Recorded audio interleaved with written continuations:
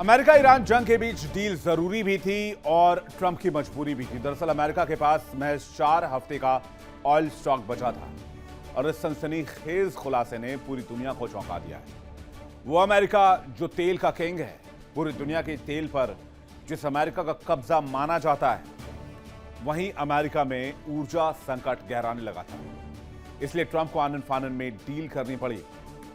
चलिए आपको बताते हैं रिपोर्ट विस्तार से। अमेरिका ईरान में डील क्यों हुआ, इसका कारण यह है कि अमेरिका के पास ऑयल रिजर्व बहुत कम था और माना यह जा रहा है कि अमेरिका ने ईरान से इसलिए भी डील की।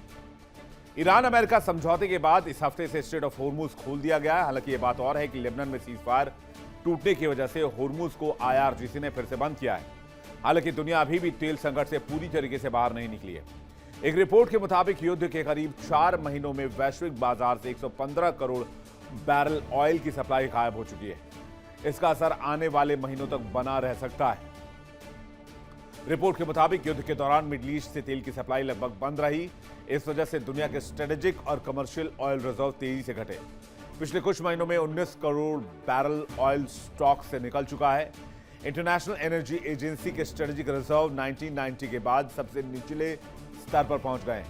वहीं अमेरिका का इमरजेंसी रिजर्व 43 साल के सबसे निचले स्तर पर है। अमेरिकी राष्ट्रपति डोनाल्ड ट्रंप ने G7 बैठक के दौरान कहा कि अगर जंग खत्म नहीं करते तो हमारे रिजर्व करीब 4 हफ्ते में खत्म हो जाते। यानी अमेरिका एक बहुत गंभीर तेल संकट के जाल में फंस चुका था और झूठ यह कह रहा है कि ईरान को डील चाहिए थी, अमेरिका को नहीं।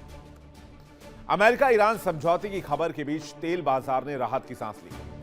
युद्ध के दौरान $126 पर बैरल तक क्रूड पहुंच गया, जो अब नीचे खिसक कर वापस $80 पर आ गया है।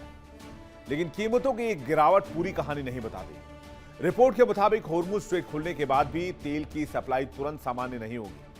पहले समुद्री रास्तों से बारूदी सुरंगें हटानी होंगी। इसके बाद खाली टैंकरों की वापसी, तेल उत्पादन बढ़ाने और सप्लाई चेन को पटरी पर लाने में वक्त लगेगा।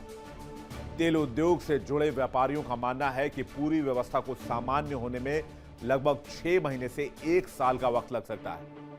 तब तक दुनिया को मौजूदा तेल भंडार के सहारे ही काम चलाना होगा। संकट खत्म मान लेना जल्दबाजी होगी, क्योंकि तेल की सप्लाई को सामान्य स्तर पर लाने में अभी बड़ी चुनौतियां बाकी हैं।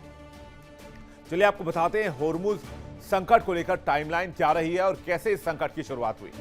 दरअसल 28 फरवरी को अमेरिका और इजराइल ने मिलकर ईरान पर हमला शुरू किया, जिसके बाद ईरान ने स्ट्रेट ऑफ होर्मुज को बंद कर दिया, जिसकी वजह से इस इलाके में सैकड़ों ऑयल टैंकर्स फंस गए।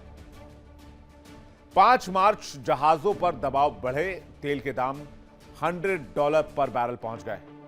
8 अप्रैल तक अमेरिका ईरान में अस्थायी सीजफायर की कहानी आई, लेकिन जहाजों की आवाजाही सामान्य नहीं हो पाई क्योंकि होर्मुज नहीं खुल पाया। 13 अप्रैल तक अमेरिका ने ईरानी बंदरगाहों की घेरेबंदी शुरू कर दी और गल्फ ऑफ ओमान में अपना ब्लॉकेड लेकर बैठ गया। मई तक अमेरिका ईरान के बीच तनाव जारी रहा, इसलिए बहुत कम जहाज इस रास्ते से गुजर पाए। बहुत सारे जहाजों पर तो हमले भी हुए, इंक्लूडिंग इंडियन शिप्स। 14 जून अमेरिका ईरान में युद्ध रोकने पर सहमति बनी। 17 से 19 जून दोनों ने समझौते पर हस्ताक्षर किए। होर्मुज खुला और तेल के जहाजों की आवाजाही छिटपुट करके शुरू हुई। लेकिन वो फ्लो नहीं है जो जंग से पहले इस इलाके में था। जहाज जिस रफ्तार से इस इलाके से निकल रहे थे। रक्षा जानकारों का मानना है कि नकदी संकट से जूझ रहे ओपेक सदस्य देश उत्पादन बढ़ाने के लिए तैयार है। इससे बाजार में अतिरिक्त सप्लाई आएगी और कीमतों पर दबाव घटेगा। जंग शुरू होने से पहले दुनिया के पास काफी ज्यादा स्टॉक रिजर्व में था।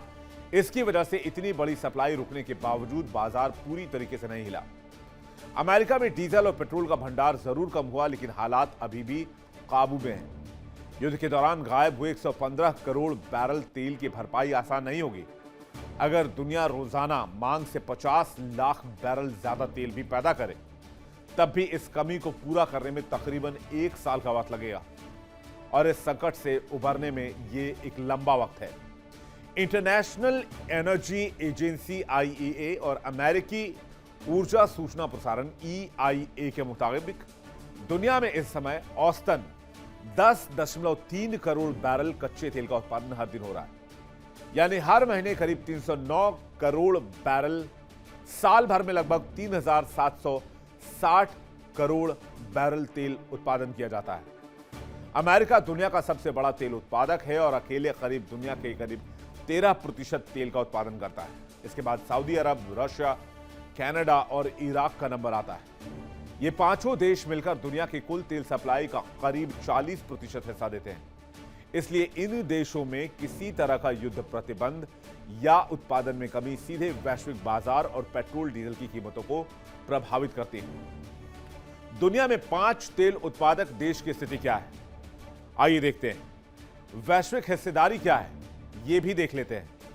अगर रैंक के लिहाज से देखा जाए, सबसे ऊपर अमेरिका है। रोजाना उत्पादन लगभग 1.25 करोड़ बैरल के आसपास है, हिस्सेदारी 12.9% है। दूसरे नंबर पर सऊदी है, 90 लाख बैरल के आसपास उत्पादन है, हिस्सेदारी 8.7% है। तीसरे नंबर पर रशिया है, 89 लाख बैरल है, 8.6% हिस्सेदारी है। कनाडा इसके बाद आता है, 58 लाख बैरल तेल उत्पादन रोज करता है, 5.6% की हिस्सेदारी। और 5वें नंबर पर इराक है, जो 43 लाख बैरल हर रोज तेल उत्पादन करता है और दुनिया भर में इसकी हिस्सेदारी 4.2% के आसपास बताई जाती है। कुल मिलाकर कहानी यह है कि अमेरिका के पास तेल खत्म होने वाला था। 4 हफ्तों के बाद स्टॉक ओवर हो जाता, जिसके बाद अमेरिका में अफरा तफरी का माहौल बन सकता था। वेनेजुएला के तेल पर कब्जे के बाद भी मिडिल ईस्ट की तेल की दरकार थी दुनिया को, खास करके अमेरिका को। इसलिए अमेरिका ने जंग रोकने में भलाई समझी और ईरान से उसने फटाफट डील कर ली। तेल के कारण ही अमेरिका ने शांति की राह अपनाई। वैसे आपको याद होगा कि हर बार ट्रंप यही कहते थे कि ईरान होर्मुज खोल दे, और बाद में जब ईरान ने होर्मुज नहीं खोला तो अमेरिका ने ब्लॉकेड लगाने का फैसला किया। फिर इससे भी कामयाबी नहीं मिली तो आखिरकार हार मानकर अमेरिका डील करने पर मजबूर हुआ।